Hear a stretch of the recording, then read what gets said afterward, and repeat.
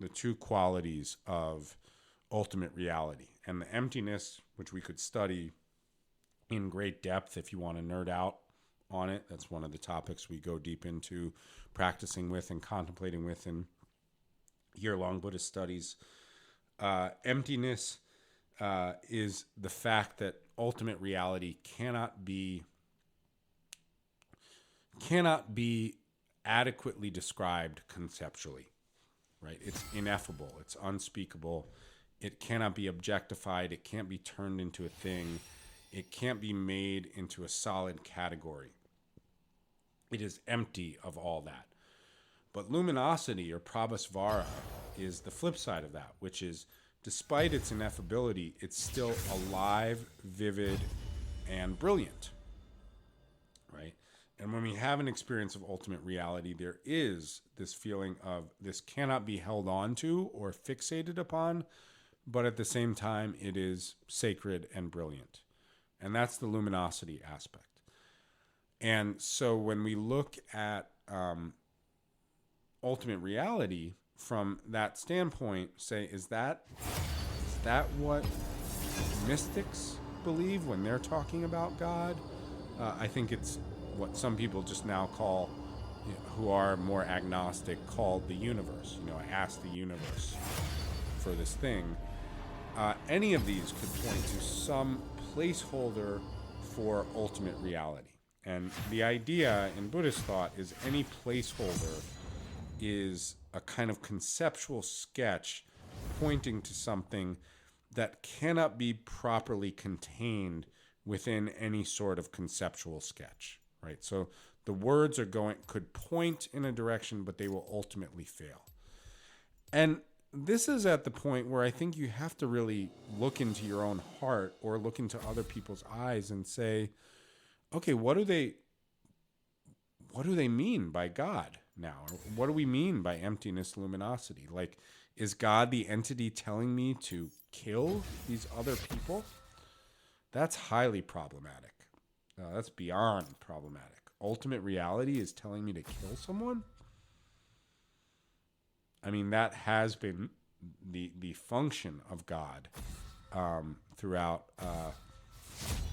a lot of history, and we could, position that in the Middle East right now.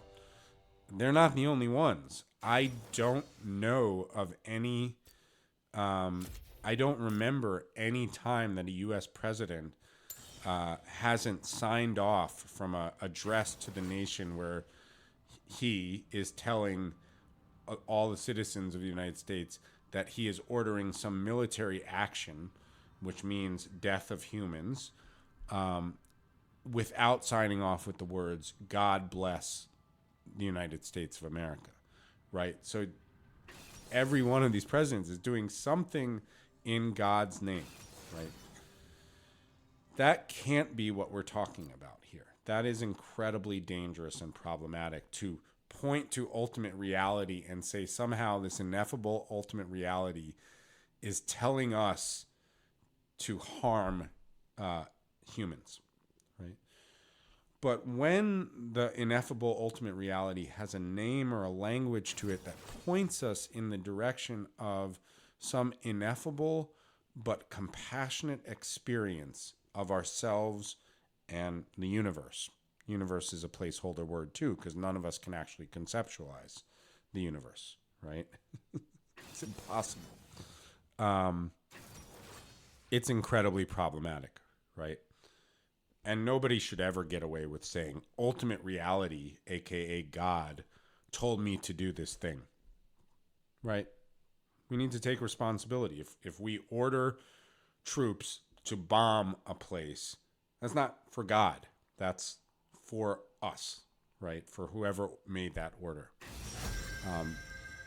So we need to preserve, there's something in this idea of ultimate reality, because so many of these deeper questions of who are we, where did we come from, where are we going, right? Buddhism has the clearest answers I've ever found about how the mind works and how the past, present, and future of mental states related to our status as sentient beings work, right? So there is a lot of metaphysics in that psychology and spirituality of just saying, here's how the mind works, right? And here's how it leads from past to present to future, and the cycles of sentiency, of beings.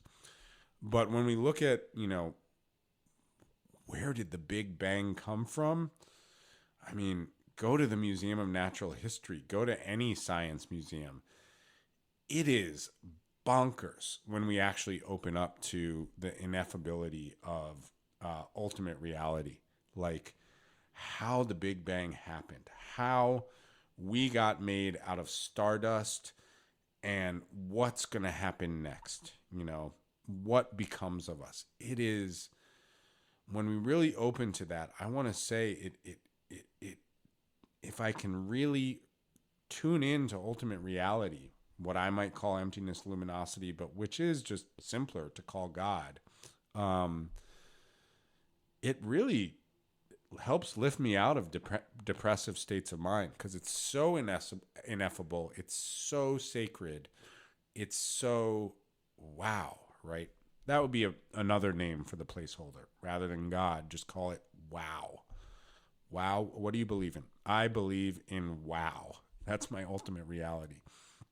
But Pete Holmes ends his stand-up special, I'm Not For Everyone, talking about this conception, and talking about he's talking about how he never learned what he was doing really in church. And then he's talking about different Joseph Campbell quotes. And then he says, this guy, Barry Taylor, who was the road manager for the band AC/DC, said the following: God is the name of the blanket we drape over the mystery to give it shape. That's great. Road manager for rock bands. God, Barry Taylor, God is the name of the mystery we put or drape. God is the name of the blanket we put or drape over the mystery to give it shape. And then Pete Holmes goes, why didn't I learn that in church? Why did I have to hear that from the road manager of AC/DC? Pretty funny moment, right? So, giving some kind of conceptual shape to something that's ineffable. So I in no way think when somebody says the word that they believe in God, that is at all runs contrary to a person fully practicing the Buddhist teachings. I believe in that sort of God as well, the mystery that we use words and experiences to try to give some shape to. What I would say in some traditions is antithetical to Buddhism is the concept of original sin, that runs contrary to the egalitarian notion that all beings possess basic goodness and Buddha nature, or the ability to eventually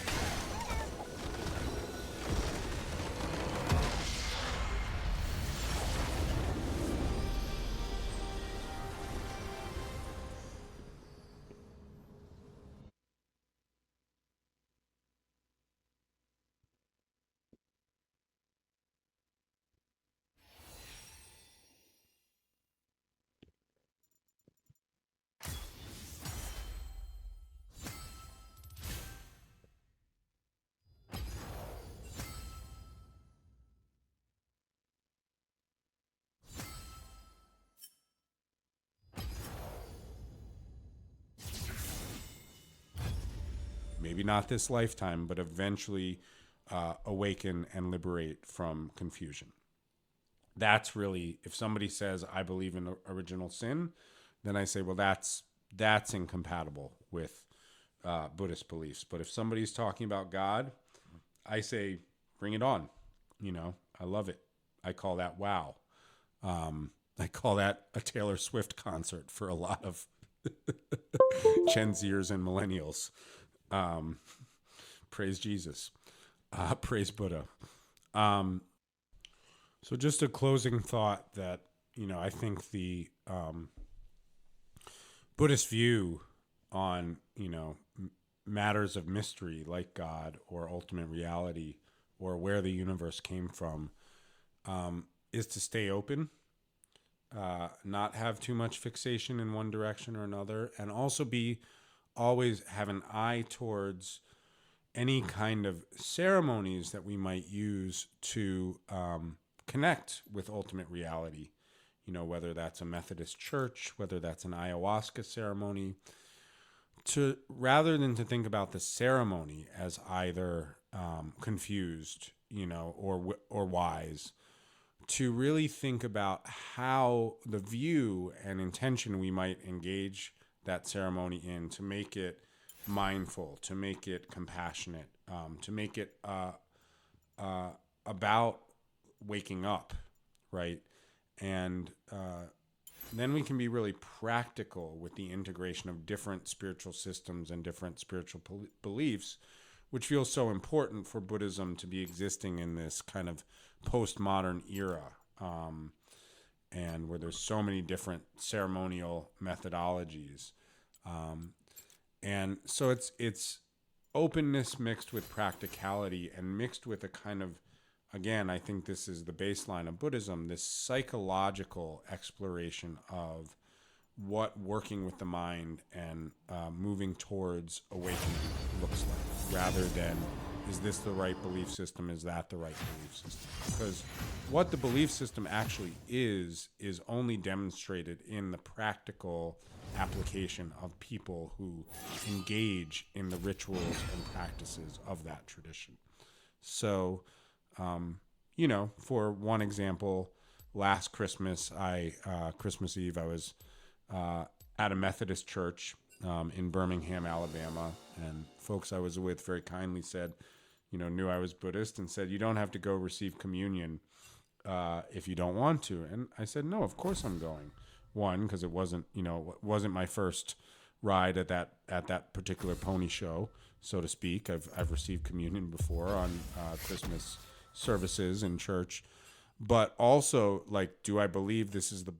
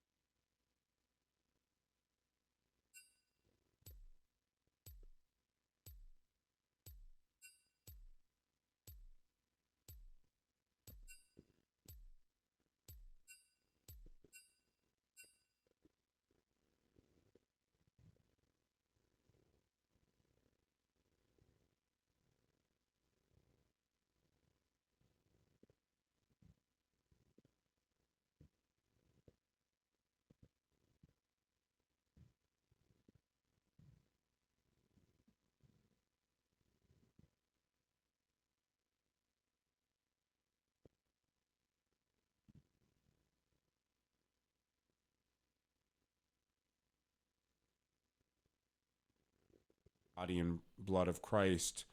Well, if in to put it in my way of looking at the world, Jesus was a great bodhisattva. So receiving from kind-hearted individuals who represent a tradition, receiving the blessings of this bodhisattva, it's very practical. If somebody wants to give you blessings and they're coming from a compassionate place, as a Buddhist, I say, take the blessings. Take the blessings every day of the week. Whether or not you feel like there are certain fixated notions of Jesus, etc., that intervene on wisdom and compassion, that's another question. But we can actually engage in any ceremony from a wise perspective. So that doesn't make me a ongoing churchgoer, but I love the church experience, actually. So anyway, these are just some thoughts, and I'm happy to do another one of these crucial questions podcasts. Feel free to email at econnickturn.com. Go to the website if there's any particular questions you'd like to see handled in one of these crucial questions podcasts.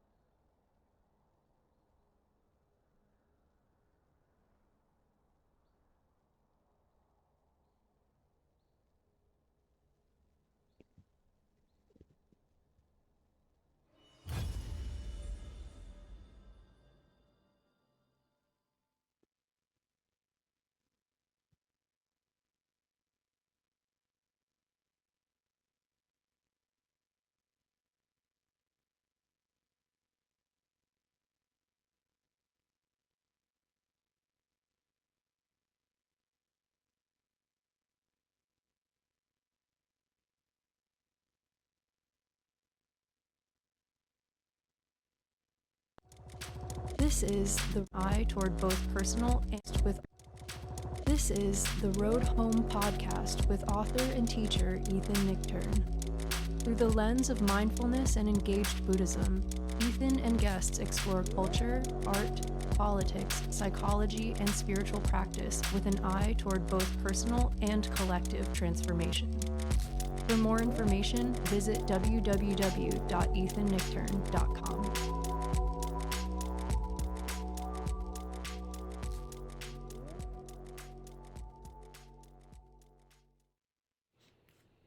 So, hi everybody, this is Ethan Nichtern. This is going to be the last episode of the Road Home podcast for 2023, heading into 2024. So, been getting some really wonderful feedback on restarting the podcast. So, the plan is to really keep it going heading into the new year. So, please do subscribe, follow. If you have a friend you think is looking for podcasts, you can recommend this one if you feel like that's the right thing to do.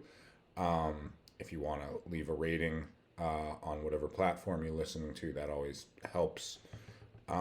So yeah, happy to be doing this and wanted to just share some thoughts on New Year's intention and aspiration. I want to define those terms a little bit more. But before we get to all that, I want to share a few things from our awesome sponsor, Dharma Moon, dharmamoon.com, which is an awesome community and online set of courses and resources for people interested in mindfulness meditation and Buddhist studies, and resources for your own practice. I've watched a few of the video recordings of the self-paced downloadable course, Foundations of Mindfulness, which is a great intro to mindfulness that Dharma Moon offers. My father David teaches it. Honestly, it's really good, and it could be a great gift for someone who is looking to get into practice as a New Year's aspiration, which I'll differentiate from resolution when I talk a little bit more. And it's less than $20. So it's a nice gift if anybody in your life needs a non-passive aggressive, please nudge to begin a mindfulness meditation practice. There's going to be a free online event on Tuesday, January 9th at 6 p.m. Eastern Time with myself and my dear friend and one of the coolest activists and mindfulness folks around, Shelley Tigelski. We're going to be talking about right livelihood, what capitalism can learn from Buddhism. So that's going to be a really great discussion, and that's free to sign up for. So that's January 9th, 6 p.m. Again, dharmamoon.com for everything that I'm talking about. You can just go check it out. The year-long Buddhist Studies program starts 2 weeks after that, which I lead with a really awesome faculty, and it's I think it's in its 6th year, and we're just learning how to do it better and better each year, and always have a great cohort, great community or sangha. So check that out. But if you want more info on that, you can go to the website or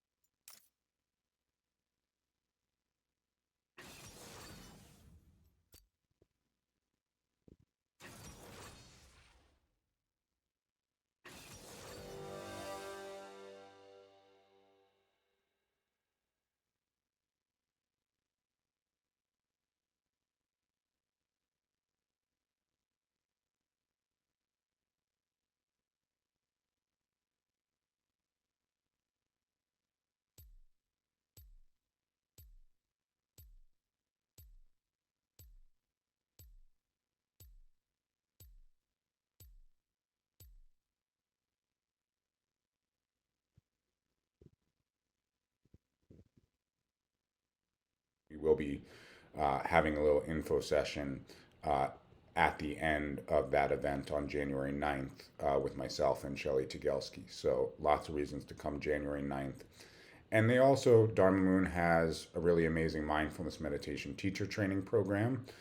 Pretty much everybody I know who's done it really has gotten a lot out of it. So that next one starts March 22nd if you are thinking you want to do a teacher training program and you feel ready for that. So that's that. But whatever we're looking for 2024, I just wanted to share a little bit kind of to round out the flip side of a podcast I recorded a little while ago about reflecting or rapping, to use the Spotify terminology, our kind of spiritual or practice year in review 2023. And so when we look ahead 2024, I wanted to talk about intention and aspiration.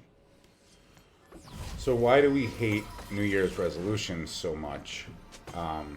My friend Lou Sharma, who was on the podcast a few episodes ago, introduced me to this concept of Quitter's Day, which is a great concept.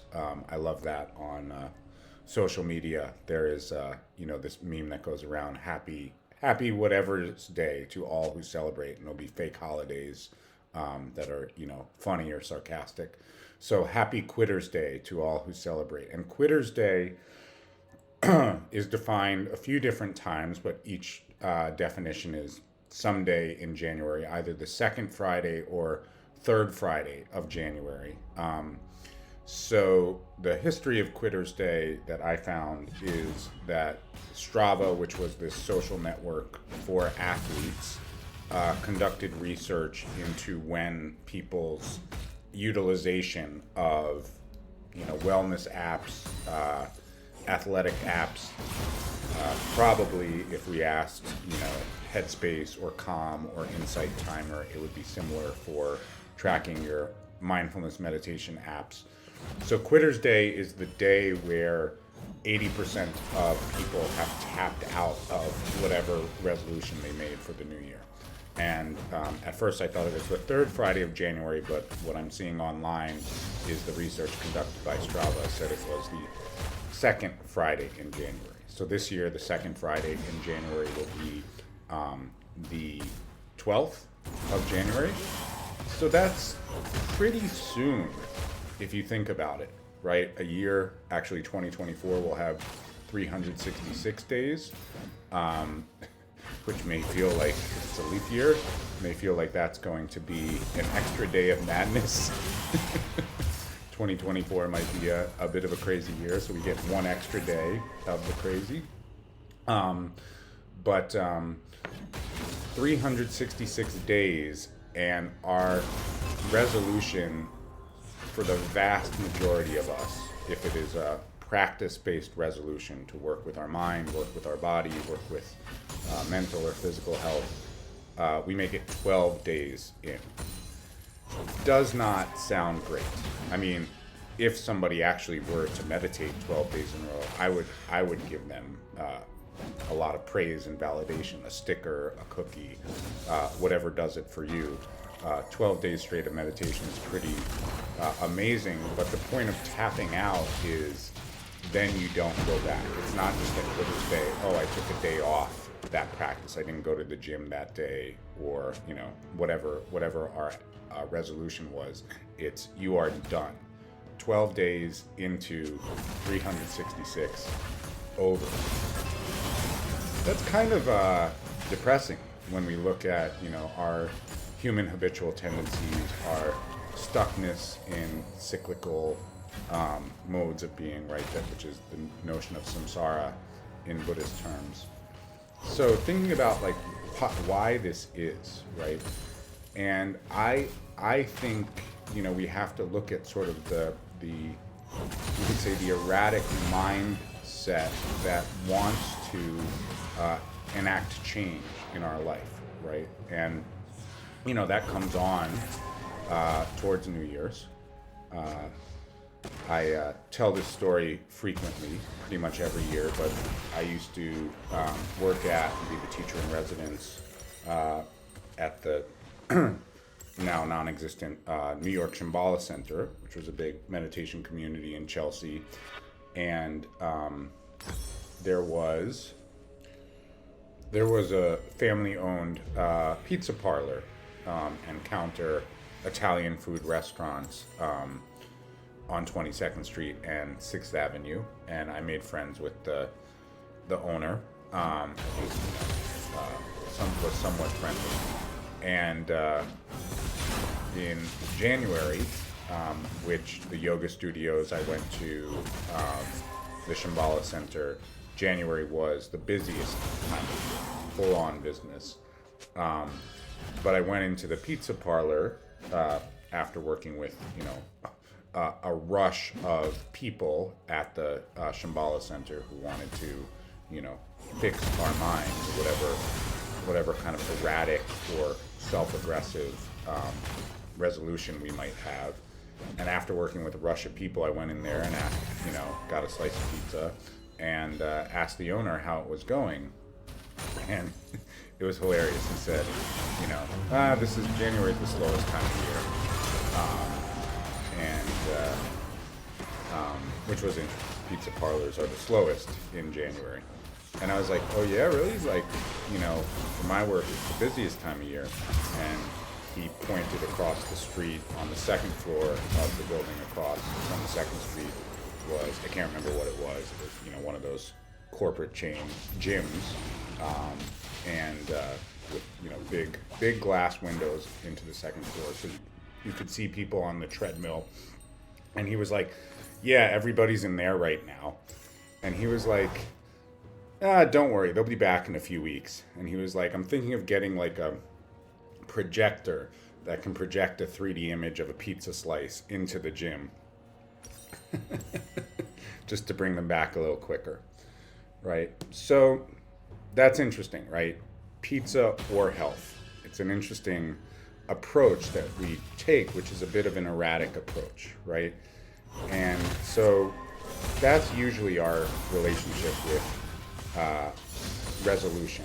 And so from a Buddhist standpoint, I would encourage you to maybe let go of the term resolution, because it has a sense of firm resolve.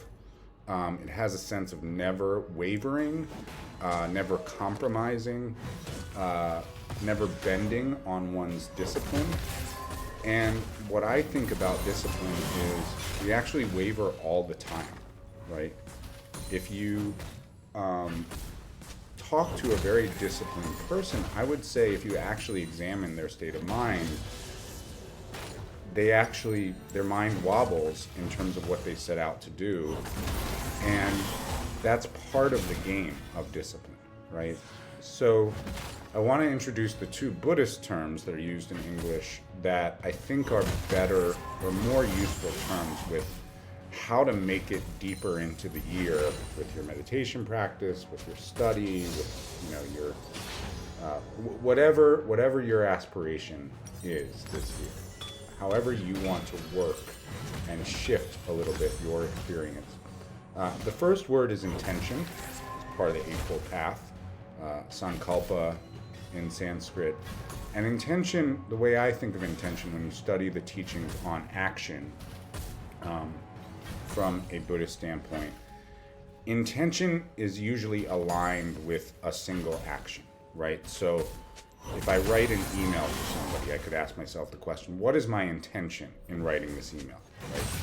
If I walk into a room and forget why I was walking into the room, which happens to me sometimes, especially when I'm busy and trying to get my daughter's school lunch together in the morning and trying to get dressed and trying to remember all the things on my to-do list that day. Sometimes I have so much in my mind that I just forget why I walked into the room, right? So why did I walk into this room? What was my intention, right? So intention has a kind of singular vector to it, you could say. It points towards specific action, right? And it's important to contemplate the intentionality behind actions, right? From a karmic standpoint, actions don't always go the way we want them to. In fact, probably frequently our individual actions don't go the way we want them to. The email doesn't get the response we wanted it to get.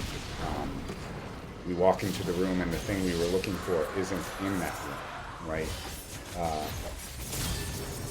But when we track back to how things went, when we actually contemplate intention, there's a clarity that we can build on, right? So contemplating the relationship between the intention of an action, especially a repeated action, is a really good thing to do. And then there's another word, which I would say is a better Dharmic or Buddhist word to replace the word resolution, which is the word aspiration. Making aspirations is a big part of traditional Buddhist practice, especially in the tantric or historically Tibetan Buddhist path, but really in every path of Buddhism. And aspiration, as I understand it, has more of an open-ended sense to it. In other words, what I mean by open-ended is when we make an aspiration, it's not necessarily related to one single action, right? Each aspiration kind of opens out and globally connotes a whole approach to a whole range of our human experience or behaviors or practices, right? So we make more qualitative aspirations, like I would like to generate more love, right, in myself, right? And we go, okay, how do I bring that into specific action, right? Or we could make a global action aspiration that does point to something we would like to accomplish, but it's a broader set of actions that lead to that accomplishment. I would like to publish a book, right? That is, to a certain degree, that is a singular outcome. Although when you really look at the set of actions involved in publishing a book, there's so many actions and many moments and phases of practice involved with that outcome that it's aspirational at first. And then we set intentions for the specific set of actions, right? Like, oh, I'm gonna maybe write a sample chapter first, or write a book proposal first. Maybe I'm gonna ask somebody to read that chapter, next. So aspiration is a more global way of looking at moving forward. The reason I think aspirations are more helpful than resolution is because you set a kind of broader intention and a broader set of intentions, let's say, and within that there's a little bit more flexibility, right? So rather than saying like, I'm going to go to the gym every single day, you say, I'd like to, remember this aspiration towards physical health, right, and physical well-being. And I'd like to remember, more importantly than anything else, how that might make me feel in my body when I've done that thing, right? So aspirations have a more qualitative and a broader set of actions involved with them. And when we think more broadly and think more qualitatively, then there's more flexibility to say, okay, January 12th, I didn't make it to the gym. Am I done for the year? No, because I knew that was going to happen, right? I knew, because this is not my first time around the block on Earth. This is not my first time with a New Year's, unless you're a 1-year-old listening to this.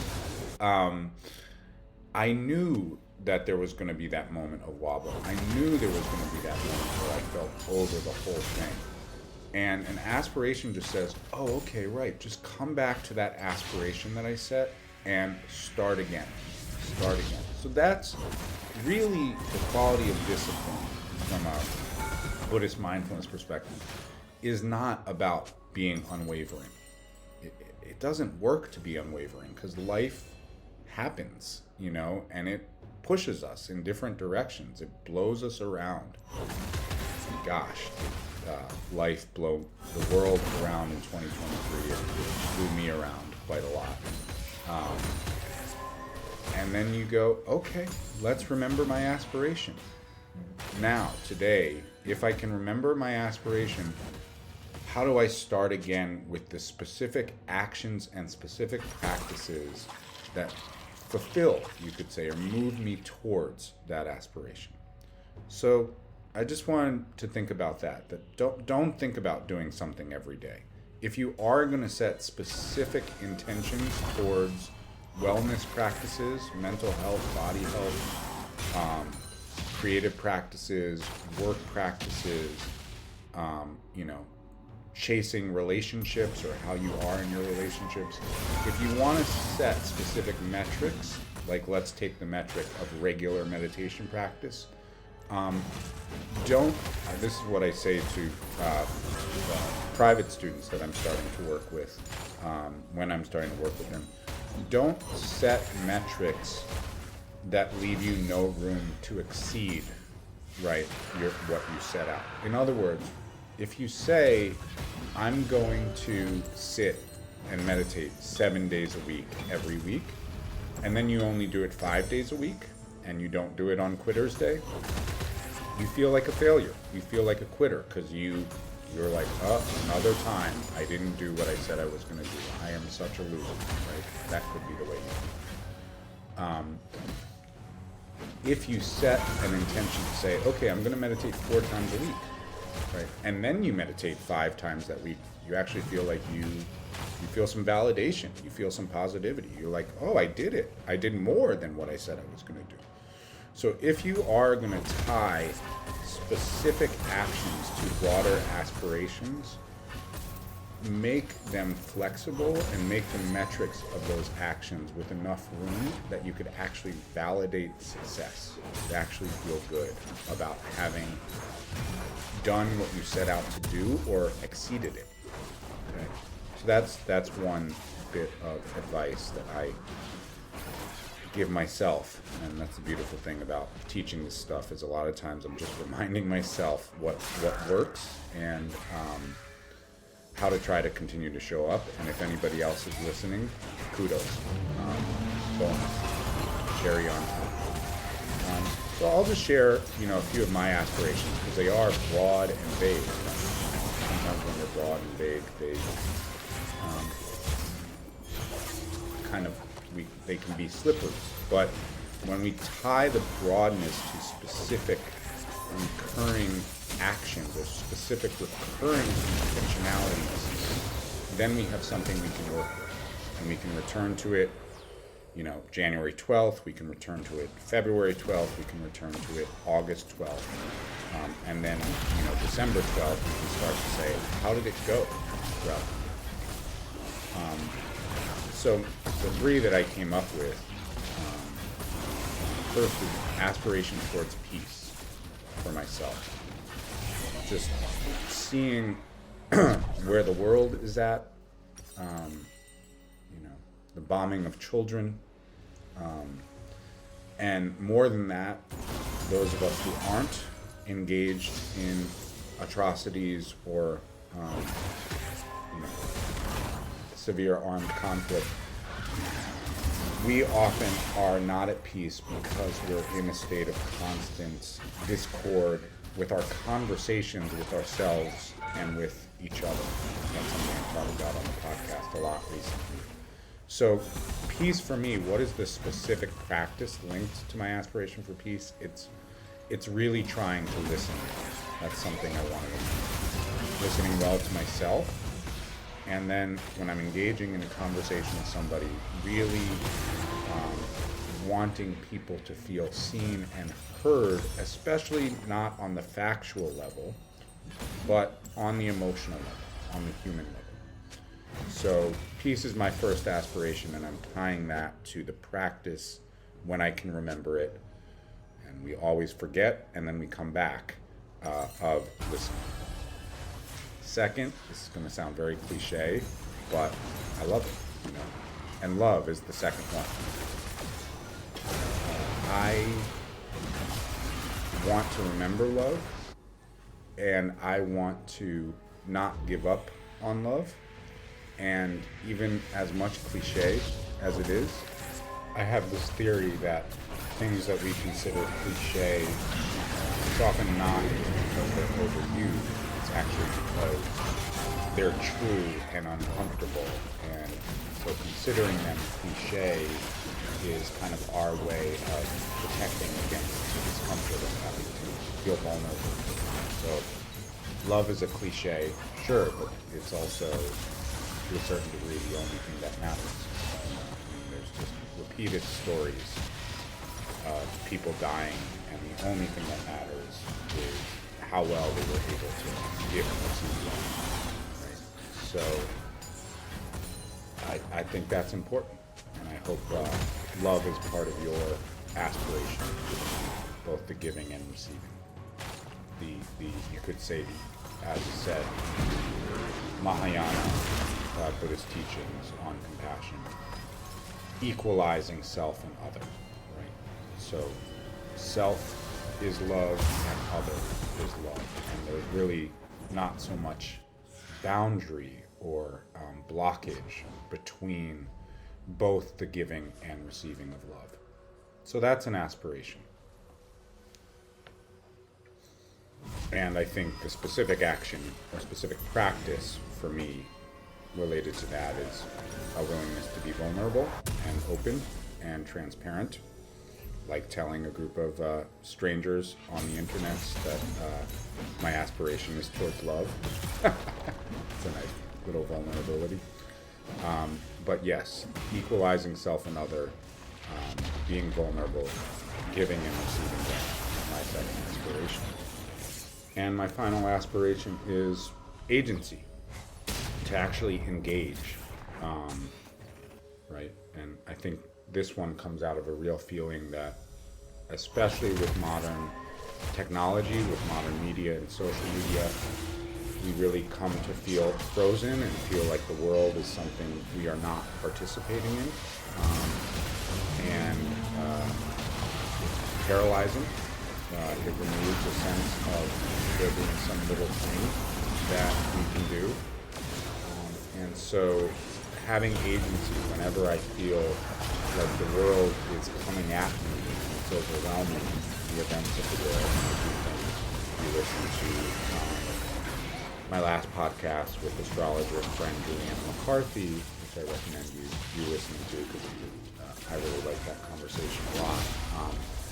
2024 is probably going to be a really crazy year on Earth, and there might be a tendency towards overwhelm, a tendency towards feeling like the world is coming at us. And so my aspiration is, whenever I feel that way, to try to work with some little engagement, some little moment of agency to disrupt the idea that I'm watching the world and reclaim the idea that I'm actually a participant who can make some little action to be of benefit. So agency is my third aspiration. So anyway, those are mine. On New Year's Eve afternoon, which this may already be after that when you listen to it, we have a gathering via Dharma Moon online for people to contemplate their aspirations, as well as to reflect on the year gone by. So I really recommend taking a few minutes, whenever you listen to this.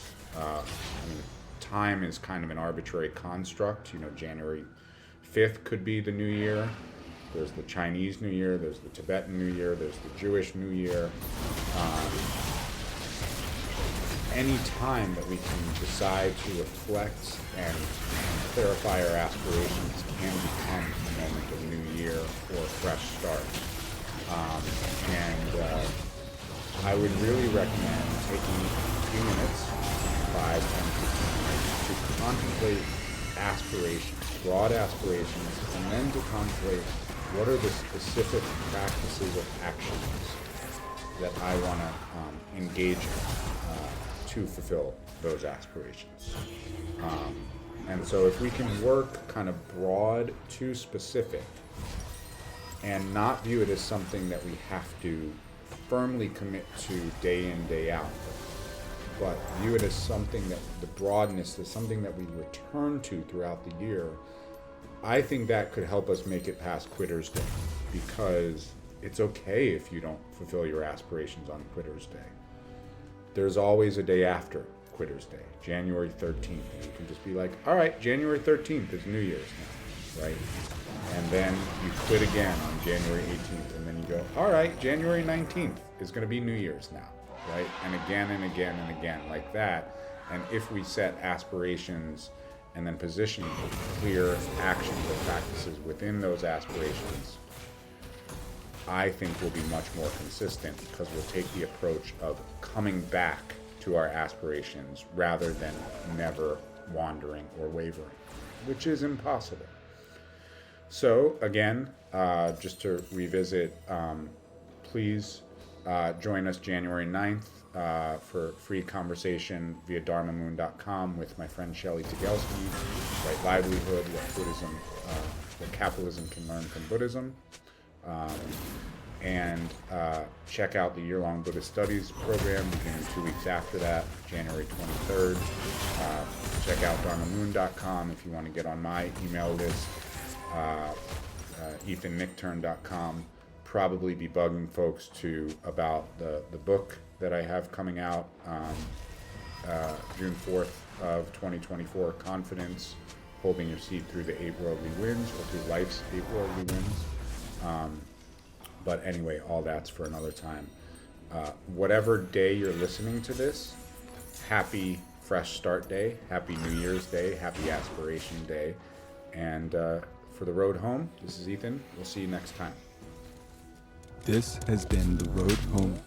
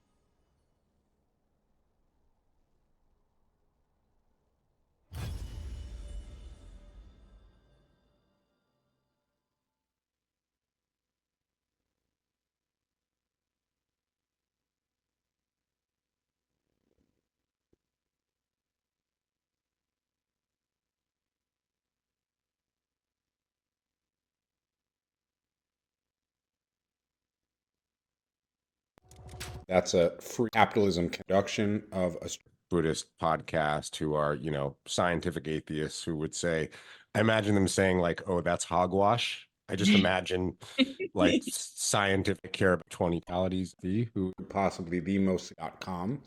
But definitely check out her book, The Stars Within You, if you're interested in more information. And now we're going to get to the conversation where Juliana refers to us as living through possibly the most significant astrological moment in human history. All right. So, hi, everybody. This is The Road Home. This is Ethan Nickturn. I'm here with my friend, longtime friend at this point, Juliana McCarthy, we've had on the podcast before, but Juliana is the author of the book, The Stars Within You, Modern Guide to Astrology. She's a longtime Dharma practitioner, along with many other or several other spiritual modalities, and she is an astrological genius. So I want to have her back on. And I think this is worth cursing about. The main topic I want to talk about is what the fuck is going on here and what is the astrology of 2024. So, but before we get to that, hi friend. Hi Juliana. It's nice to see you. Hi, good to see you. Thank you so much for having me back. Yeah. So I don't think we need to get too much into, why I care about astrology, because I imagine that the people who might listen to a more secular Buddhist podcast who are, scientific atheists who would say, I imagine them saying like, oh, that's hogwash. I just imagine like scientific atheists using the term hogwash. So they've probably already skipped this episode, but how do you describe the power of astrology to somebody maybe who's like a little bit more on the fence? Like, oh, there seems to be something there, but like, I've always wondered why the moment and place that you came out of your mother determines your entire like astrological makeup, I mean, me too. But the way that we work with astrology, we look at the birth chart, which is the moment of your first breath, right? So some people say like, well, what if I was a C-section? What if I was meant to be born at a different time? It doesn't matter. It's just the moment of your first breath, and that karma is the causes and conditions that came together for you to take your first breath right then and there. So I don't I started studying astrology just for fun, and I was like, how is this so accurate, because it was like getting very specific. I was reading the only astrology book you'll ever need. It was like 20 something years ago, and it was very specific, and I didn't understand how it could be so specific. I was a scientific person. I was really into theoretical physics at that stage in my life. And I started studying it more to try to find the loophole. It's almost like trying to figure out how the magic trick works, Mm-hmm. And the more I studied it, the more accurate it became. And I finally gave up and just said, you know what, experientially, this works. People were like crying when I'd read their charts, and I wasn't particularly good with people at that stage of my life. And so I was like, all right, they feel understood by me. This is new, and so I in my efforts to disprove it, I just became an expert in it and realized that for whatever reason, it's just extremely accurate. I mean, that is the scientific method, right? You set out to disprove something and it survives the disproval, then it's verified to a certain degree, right?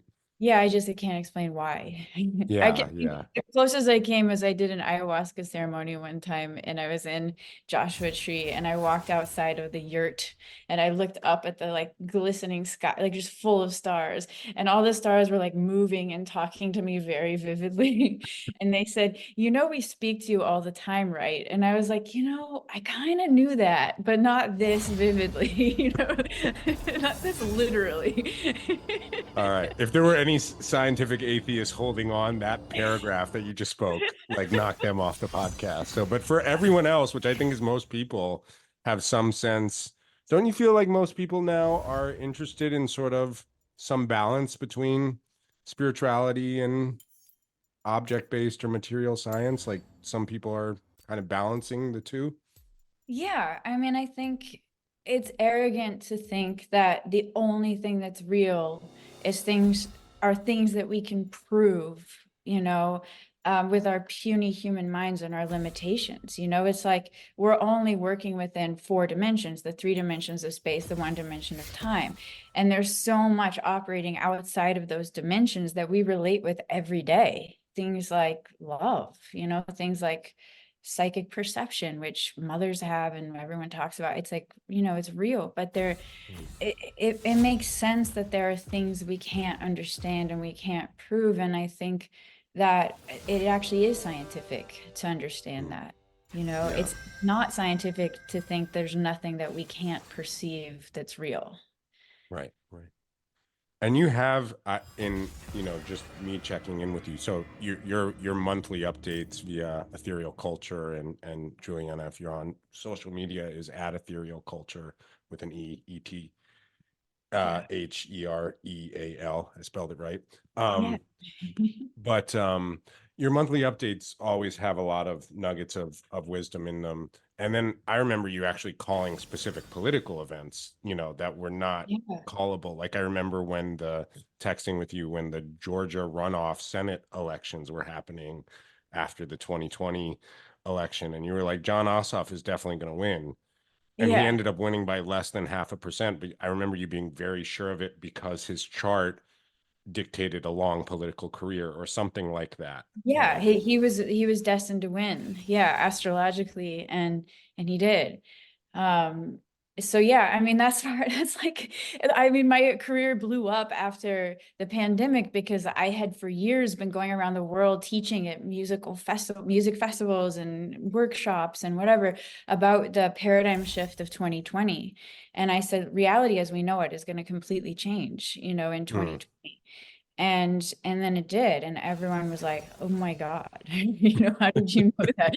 And I'm like, well, because it's Saturn, Pluto, and Jupiter were all going to line up in an auspicious rare 2000+ year Yeah. alignment. Yeah.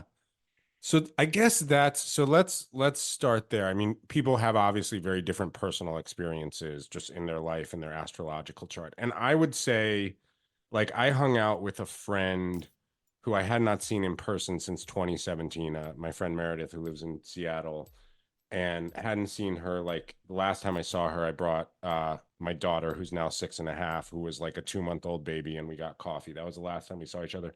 And then I just described my life from fall of 2017 onward, and it's just bonkers. Like just the things that have changed. I mean, I'm completely fine at the same time and privileged, but uh I feel like I've actually started living, how people had stories to tell. And as a writer, I was like, I don't really know that I have a story to tell about myself. I have a few stories to tell, but like since 2017, I was like, God, things just keep getting weirder and weirder. And it seems like that's true of the world too, right? I mean, For sure. this year. So Yeah. what's happening this era in the stars and the planets? Well, a lot. Like we happen to be alive at the most significant astrological moment and you know in kind of in human history. And Whoa. yeah, I mean debatable but arguable. Yeah. And it's because we're ending a 2000+ year age in humanity and beginning a new one. And that has to do with where the Earth's axis is pointing. So we're going from the Piscean age, which started around the quote unquote birth of Christ, and it's now ending. And we're going now into the Aquarian age. And the Aquarian age is an age of egalitarianism, you know, and it's an age of where we're moving away from Christianity and colonialism and all the things connected to the Christian age, and we're now moving into this age of more like science and technology and egalitarianism and all the things that rebellion and revolution. And I keep thinking about the mid 60s where Uranus and those energies were very heightened. And there were a lot of thinkers at that time who were talking about the future and future possibilities and potentials and how we could reinvent cities and life and the way we live, but we didn't really implement them, you know? Like I think about Bucky Fuller, for example. And now as we step across the threshold, which is really this year and the next 2 years, it's like a major period of entering into that new age because Pluto's moving into Aquarius, which is very rare. It hasn't moved into Aquarius for 200 and something years, and since the beginning of the United States. And so it's this moment where we are really confronting and destroying the old paradigm and stepping into the new paradigm. And I think we're seeing the results of that. Like there's a lot that's on the table. And as we cross this threshold, this is the time when the ideas of the 60s might actually get implemented, where we might revisit some of those people who seemed like they were wild, out of the box thinkers and bring that into the everyday fabric of reality somehow. So right now, these few years is the actual astrological beginning of the age of Aquarius.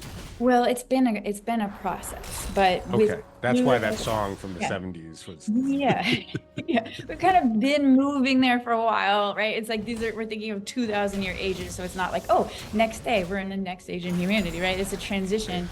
But there are certain indicators of that transition. And 2020 was kind of like the height of destroying the old paradigm. And now we're going into the birth of the new paradigm in a much more heightened way this year, as Pluto fully moves into Aquarius by November of 2024.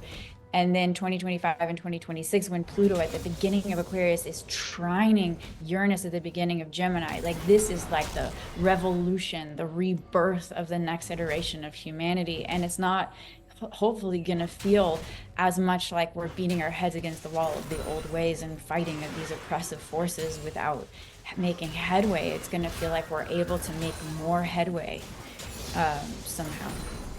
So November 2024 is a big moment. I don't know anything that's happening in the United States in November 2024.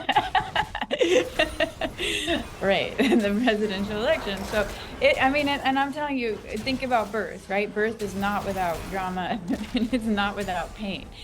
So it's not going to be an easy birth, right? But I do feel like there's something more hopeful starting to pour in this year, and there's something massively unsticking this year, which I think feels like a relief, Mm-hmm. Yeah. So what are the forces that? So you said Christianity. What are the other forces of how would you define, or astrologically, either just using your own thoughts or the language of astrology, what have been some of the dominant forces of, because we're not even talking about since the Industrial Revolution. We're not talking about since Trump was elected. You're talking about a 2,000-year period in history. Yeah, there are multiple eras within the 2,000-year era wrapping up as well, right? So I think this is the end of the sort of, it's hard to say the end of, but we are confronting, destroying, and reinventing our old ways, which include sort of imperialism, capitalism, propagandizing the public in order to consume more, invading countries, for oil, right? Or to purposely destabilizing and terrorizing nations and countries in order to whatever, have more power, this sort of oppression and genocide, for lithium batteries, for example, or, it's all over the world right now, right? It's that kind of thing isn't going to fly in this new era. And we're already seeing like the younger generations, like millennials are the Pluto Scorpio generation and Gen Zers are the Pluto Sag generation. And they're the first generations for a long time that are revolutionary generations. So the Pluto Scorpio generation was, I call them the Harry Potter and 50 Shades of Grey generation, but it's like Scorpio, you know, you think of like the depths and the taboos and the kind of confrontations of power. Like they were meant to extract things from the shadows that like Pluto Leo, Pluto Virgo, and Pluto Libra, which, you know, Pluto Libra is us, the Gen Xers. We were too like our generation was like the whatever generation, right? We couldn't We, be bothered. we really were. Yeah, that was our rebellion, was just not caring, you know? It wasn't like, what are you doing? It was just like, you can't be bothered. I mean, whenever you go back and listen to 90s music, like every dilemma was self-created, you know, and like it's all existential stuff. There's not like a lot of real, you know, external stuff going on in our generation. Yeah. It's like, it wasn't cool to be like a rebel. I mean, it wasn't cool to be like an activist, you know, it was cool to be passive. And that was Gen X, and that's very Pluto Libra. Libra is very passive, you know? And then diplomatic, right? Yeah. And then the Pluto Virgo, those are the yuppies, you know, they're just like the secretaries to the boomers or whatever, and they're not gonna like really challenge anything. And then Pluto Leo was like, you know, the Mick Jagger generation, right? It was a lot of performers. Leo's all about performance. When Pluto first moved into Leo, that was McCarthyism, right? So this abuse of power is a theme. And the narcissism, there's like narcissism. I feel like I'm not saying everyone who's in that generation is narcissistic, but it was generally like a narcissistic generation where there was a lot of emphasis on the external, and there was a lot of beauty and an incredible culture that came from that. But there wasn't a generation until Pluto Scorpio that was ready to challenge the power of the Pluto Leo generation or the boomers. And Scorpio and Leo both want power, but in different ways. Leo is pompous, like, hello, I'm the king, bow to me. You know, Scorpio is behind the scenes, like destroying everything. You know? So you think about Me Too or BLM, it's just like, nope, you know, and it's like, this is uncomfortable to talk about the rape, you know, of these people who I don't care. We're going to talk about it, you know, and they're just like, is it uncomfortable to talk about racism? I don't care. We're going to talk about it. It's uncomfortable to admit your white fragility? I don't care. We're going to talk about it, right? So it's like that confrontation and destruction. Right, in order to rebirth was the Scorpio generation. They're very psychological, very much into the occult, they grew up with Harry Potter, you know, into astrology. And then Pluto Sag is religion, ideology, morals. Pluto is the planet of death, destruction, and rebirth. They're here to destroy and rebirth our ideological frameworks, you know, our belief systems, our religions. And you think of the first like big star to come out of that generation was Greta Thunberg, you know, and that's definitely what she's doing and has been doing. So I'm just wondering offhand, because I have a first grader, is that Gen Alpha? What's the generation after Gen Z? That's the Pluto Cap generation. So what's interesting is it's like after all this confrontation and rebirthing, we have the Pluto Cap generation coming in, and they're more traditional, and they're like, let's build, right? We need sanity, we need structures, we need traditions, we need new traditions, you know, we need systems. And so they're actually more practical. And they're more subdued, which makes sense because it tends to go like that, where we have new energies coming in with each generation that are different. Yeah. So technology is a huge part of this moment as well, right? Yes. Like the main part of this moment, or, I mean, there's no one main part of this moment. It's complex. Well, yeah. I mean, if you think of Uranus and you think of Aquarius, both Uranus rules Aquarius, and they have to do with technology 1000%. Rebellion, revolution, egalitarianism, right? So I think those are the main themes. I also, like, if you look at the zodiac wheel, it goes in order, right? So it begins with Aries, the baby, everything's new, fresh, you have confidence, the Fool and Tarot, you don't have any memory of defeat to impede you from leaping. And then Pisces is the last sign, which is transcending into space, dissolving into space. So Aquarius is the second to last sign, and I call it the pinnacle of human potential. And it's about how do we create enlightened society, you know? And it requires respecting each individual, honoring each individual, in order to have this enlightened society. And so it's very much about egalitarianism and making sure everyone has their basic needs met, diversification of power, you know, and it's more about like lateral circles as a power structure rather than top-down hierarchy. So that's where we're at. So technology 100% is Aquarian. Electricity, like, I mean, my friend Torrance and I taught a class on the astrology of 2024, and we were looking at Jupiter and Gemini, which is happening this year, and the Jupiter-Uranus conjunction, April 20th, that's happening.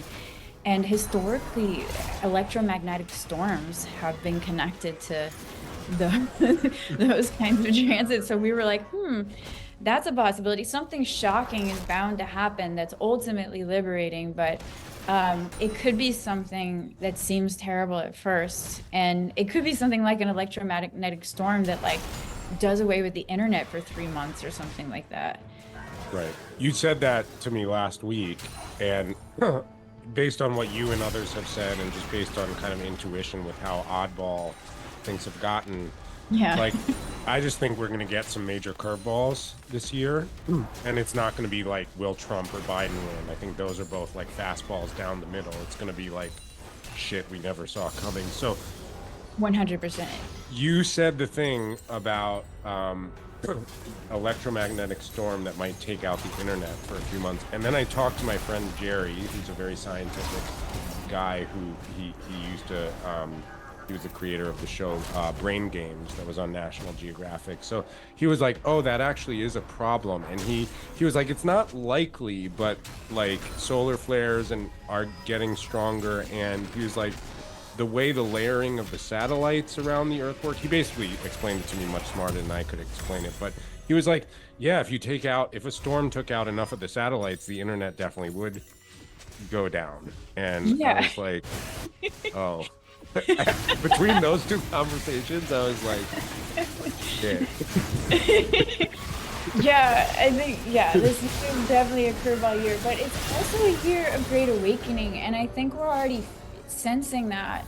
If you look at the younger generations, the TikTok generation especially, you know, they can't be propagandized by mainstream news. No. And they have so much access to information and knowledge and things that our generation was too passive to explore, or we couldn't explore as easily without the internet being as, you know, easy as it is now to navigate. And you know, they're waking up out of a lot of lies that we've been told, right, as Americans especially, but you know, also as religious people. And it's just it's a difficult time. I could think of this year, I have a few titles I could use for this year. One is a year of electric change and shock.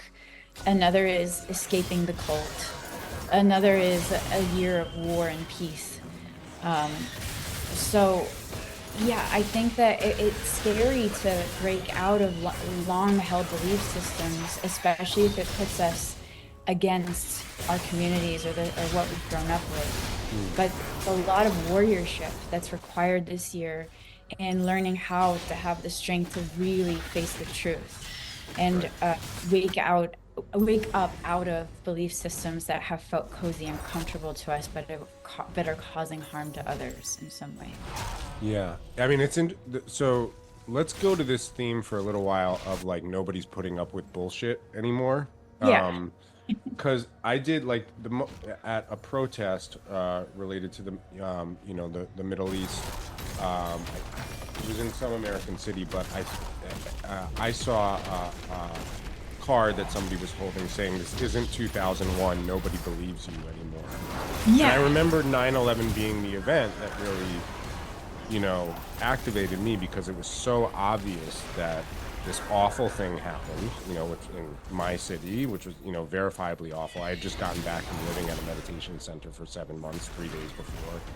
And then this flailing right-wing government that lost the popular vote, probably didn't win the election,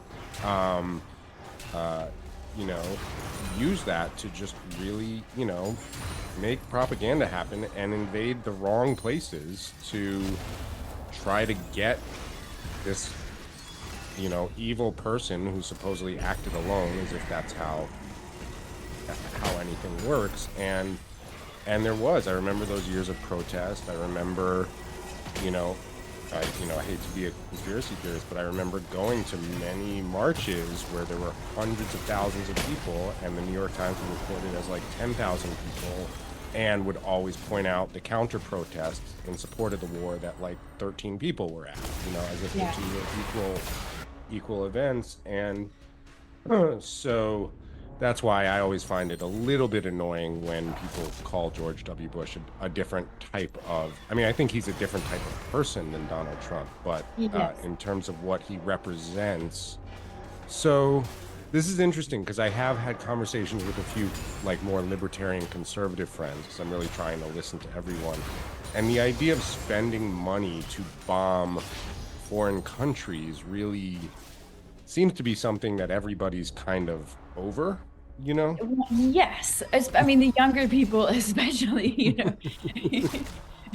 Yeah, and the younger people are just getting older, and they're stepping into more positions of power, and the old guard is reaching the ends of their lives, right? So that just by that alone, there's going to be a rapid turnover of the way things are run, because there's a different ideological framework that is in place for the younger generations. It's vastly different, Yeah, is that why there is this rush around the world to authoritarianism? Because that's the only way for a minority to control a majority? Or I think it's a reaction, to the swell of people rising. You think about the Buddhist expression, the next Buddha is the Sangha, right? And that very much is true astrologically. Like, the next leadership is the community. It's not about this one person ruling on the top, right? And so I think that threatens a lot of people in power, a lot of people with wealth, whose wealth and power depend upon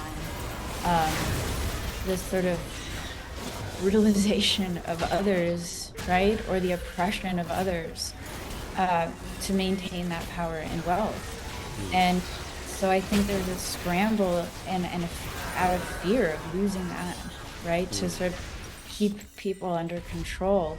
But that's not going to work. If anything, that's just going to make the revolution stronger. So I guess one thought that comes, like, I just had the thought of like more communitarian driven, power models. Like, I remember going to some Occupy Wall Street meetings, so I was traveling, and that was kind of cool because I had different friends in different cities at that point. And it was really interesting to see like the style of meeting that they ran. It did have structure, etc. But I'm thinking of like a parent-teacher association meeting. Like, it's really hard to have community-based meetings. You really have to have good structures in place, good listening skills, good social emotional skills.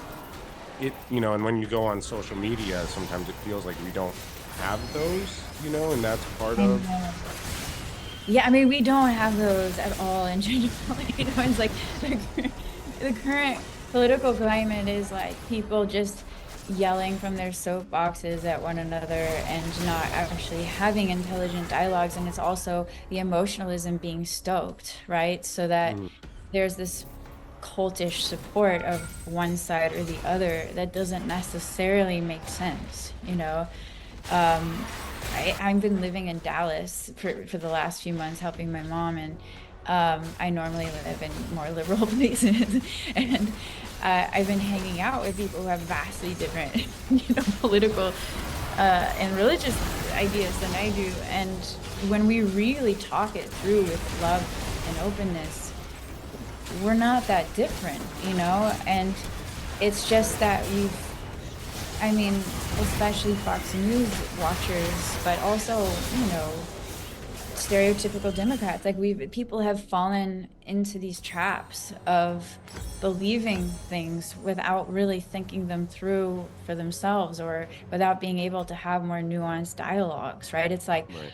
all liberals are baby killers, right? And now we're seeing this woman who had just had to flee Texas because she couldn't have an abortion or a termination for a baby that was already dead, that would kill her potentially, or make her, sterile if she gave birth to it.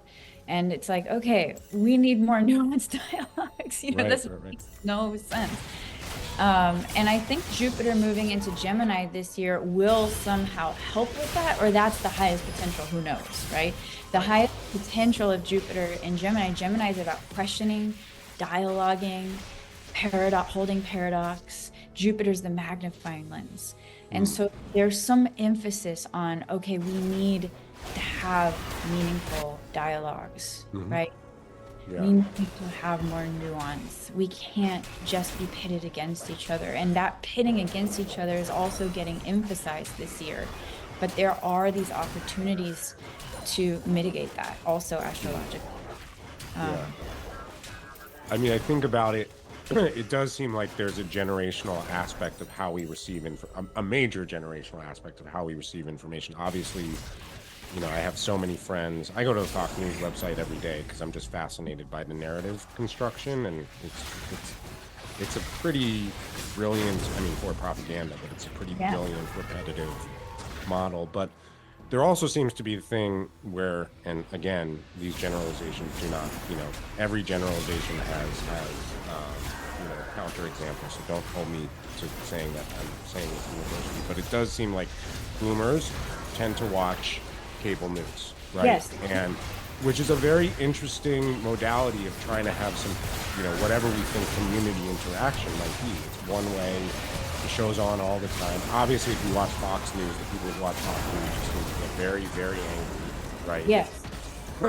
But I would say, CNN, MSNBC, there's still that sense of you're not really interacting. You're looking at the world. You're like, oh, these people on my screen are doing this to those people. But you're on your couch in your tube doing that, right? So it feels like social media was intended to be a step forward because we can sort of talk to each other as we're watching multiple screens of the world. But it's a much more direct information stream, and a diversified information stream. Right.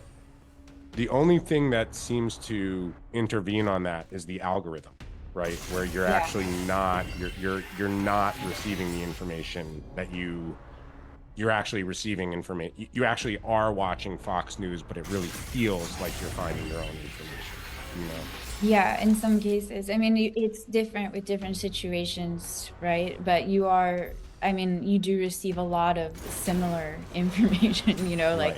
once they figure out what is compelling to you. And then deep fake stuff, and Yeah. there are definitely problems with both approaches. But I do think it's interesting to see how hard it is to propagandize the younger generations, because there's not just one news channel that everybody's watching. Right. Or three, there's not just the liberal and it does seem that there does seem to be more bending at the edges of what was classically considered liberal and what was classically considered conservative ideologies in some formats, like people having different beliefs sometimes joining, sometimes not. It's not all one basket of beliefs, right? Yeah, and I think that's increasing that kind of like, oops, like we're not on the same page, I thought we were. Yeah. But like You didn't get the vaccine? Wait. Oh, okay. I did, but now I kind of regret it, but I did get it. But you know, the one thing that has been polarizing within the left and the right has been the Israel-Palestine situation. Hmm. You know, like that the New York Times on the cover today just reported that how divided Democrats are over this situation, you know, and it's imploding in a way, the Democratic Party. And it's I mean, if Biden needed to act not from morality, which one would hope one would act from, but from a purely political standpoint, which tends to be how politicians operate, he's in a bind. Like there's no approach that would be politically beneficial to him right now because it's so stark.